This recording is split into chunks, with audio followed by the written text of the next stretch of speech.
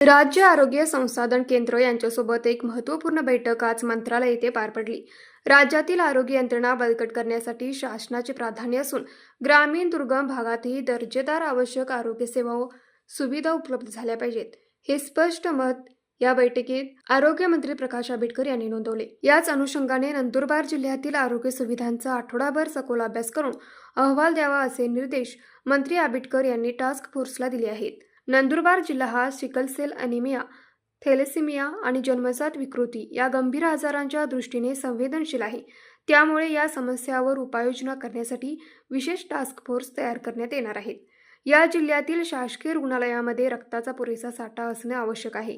प्रत्येक रुग्णाला वेळेवर आणि चांगल्या दर्जाचे औषधोपचार मिळायला हवेत। ब्लड बँक आणि रक्त साठवण सुविधा सक्षम करून इन हाऊस लॅबची कार्यक्षमता वाढवली पाहिजे।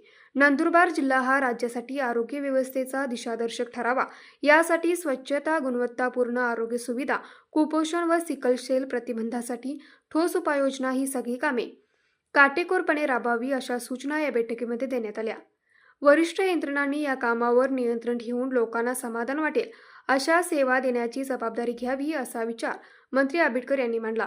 दुर्गम भागातील प्रत्येक नागरिकाला उत्कृष्ट आणि परिपूर्ण आरोग्य सेवा मिळवून देणे हे सार्वजनिक आरोग्य विभागाचे ध्येय आहे, हे यावेळी पुन्हा अधोरेखित मंत्री आंबेडकर यांनी केलं।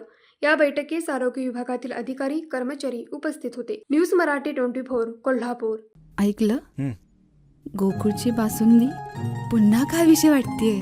खरं सांगू, मलाही खावीशी वाटतेय। पुन्हा पुन्हा खावीशी वाटणारी गोकुळ बासुंदी।